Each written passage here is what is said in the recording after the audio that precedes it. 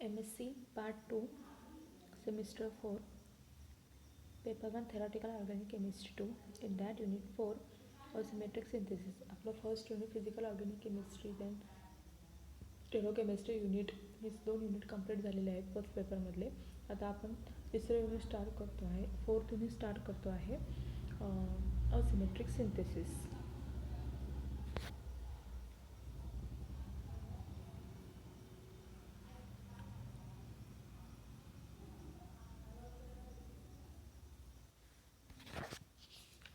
Okay, in that first question is gives an account of the sharpless epoxidation of allylic alcohol. Okay, आता Sharpless epoxidation काय आहे allylic अल्कोहोलचं ते पहिल्यांदा आपण बघू.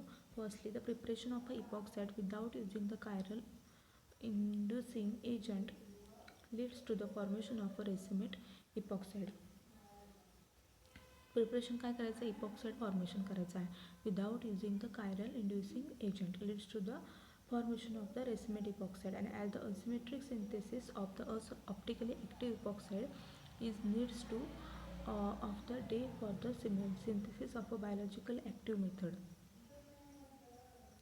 Asymmetric synthesis जे आहे त्याच्यामध्ये optically active epoxide needs today for the synthesis of biological active method, and this sharpless asymmetric epoxidation is useful for the oxidation of allylic alcohol.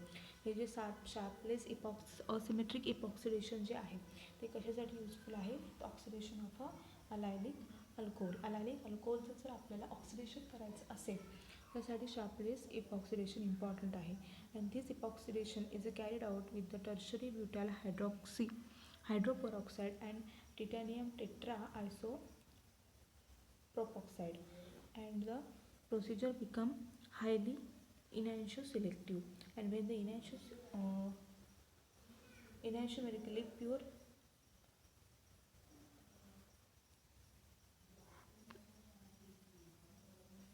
tetride esters are employed. Okay, आता याच्यामध्ये काय इपॉक्सिडेशनसाठी आपल्याला काय काय use करावं लागणार आहे. First is the tertiary butyl hydroperoxide and titanium tetra isoperoxide, त्याला TiO-IPR 4 टाइम्स लिहिलं जातं त्याला, आणि हायली इनॅन्शो सिलेक्टिव्ह आहे.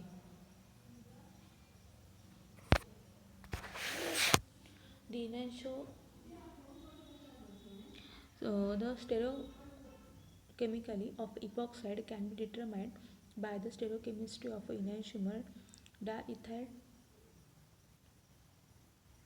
tartrate, that is RR plus DET and SS minus DET produce different epoxide predominantly. आता यामध्ये स्टेरिओकेमिस्ट्री आपल्याला इपॉक्साइडची बघावी लागणार आहे. ओके, त्यासाठी काय काय यूज करणार आहे, RR plus DET and SS minus DET. Okay, example बघू आपण. इथे काय घेतलं आहे, अलायलिक अल्कोहोल आहे. ओके, त्याच्यामध्ये रिॲक्शन कशाचे, टर्शरी ब्युटाइल हायड्रोपेरॉक्साइड म्हणजे TbOOH तो, then titanium tetra isopropoxide the TrOIPR 4 times H2Cl2 -32 0 degree Celsius. Okay, त्याच्यामध्ये आता तुम्ही बघितला तर RR प्लस DET आपण यूज केला तर आपल्याला डाऊनने इपॉक्साइड मिळणार आहे, आणि प्लस SS मायनस DET जर यूज केलं तर अपने इपॉक्साइड मिळणार आहे.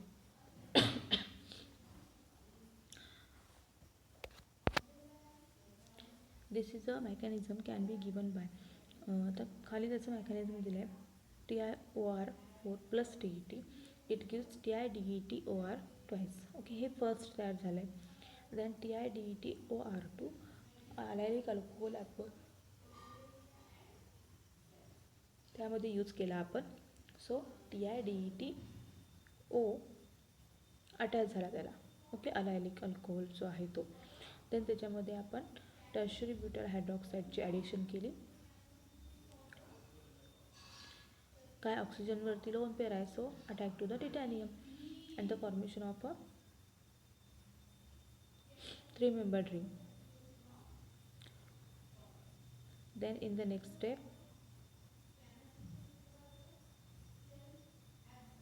O bit ब्युटाइल जो आहे तो काय होतो ट्रान्सफर होतो ओके टिटॅनियमवरती. And then addition of allylic alcohol epoxide formation झालेलं आपल्याला मिळतं. Binuclear titanium complex that is the main catalytic species. पण जर आर आर डी टी जर यूज केला plus D T R R plus D T असेल तर डाऊन इपॉक्साईड आपल्याला मिळणार आहे आणि S S minus D T use केला तर आपल्याला अपने इपॉक्साईड फॉर्मेशन झालेलं मिळणार आहे.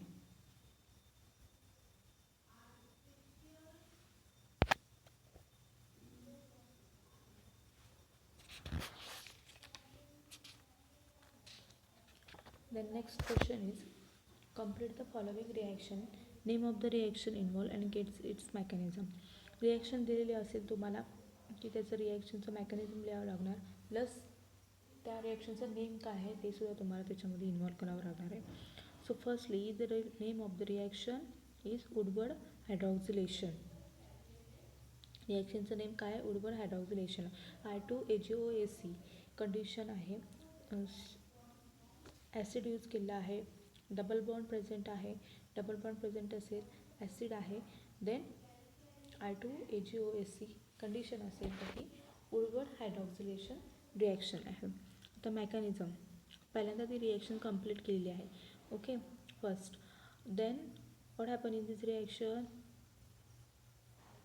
Then in that the formation of the diol okay OH formation झालेत की नाही डायॉल फॉर्मेशन त्यामध्ये झालेले आहेत.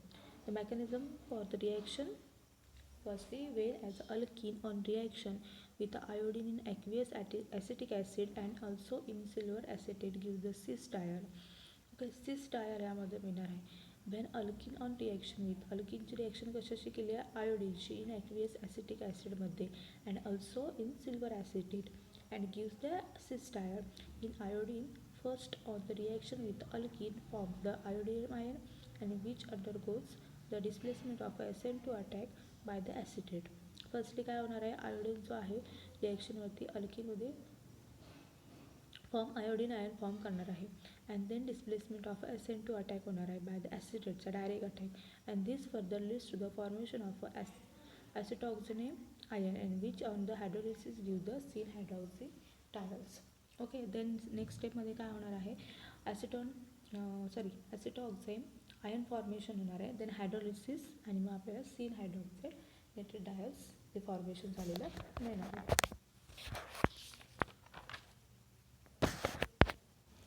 मेकॅनिझम बघू.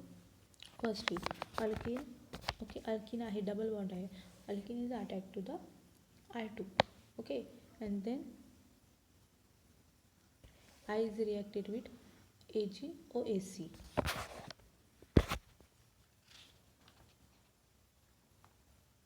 आयोडीन ॲक्वेस ॲसिटिक ॲसिड आणि also the silver acetate okay म्हणजे फर्स्टली काय होणार डबल बॉन्ड आहे तो I2 स्ट्रक्चर आहे आय द सिंगल बॉन्ड आयवरती अटॅक करणार आहे देन AG बरोबर रिॲक्ट होणार आहे आणि OAC तिथून रिमूव्ह होणार आहे.